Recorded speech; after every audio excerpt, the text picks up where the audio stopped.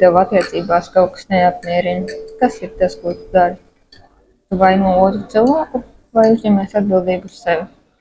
Vai arī saproti, ka daļa atbildības ir gan tev, gan otram?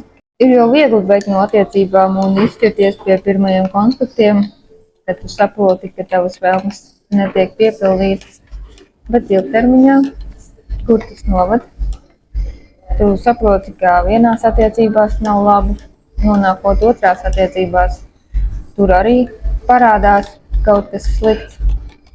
Un rezultāts ir tāds, ka nekad jau nav gluži labi, vai ne? Bet atslēga ir tajā, ka šobrīd zemapziņā tev ir uzstādījumi, kā tevi vajag mīlēt. Tas, kā tu piedzīvoji bērnībā lietas un iemācījies, ko priekš tevis nozīmē mīlestība, kā tevi mīlēja tev tuvie cilvēki, tieši tāpat tas notiek vēl joprojām. Un otrs cilvēks tikai to parāda.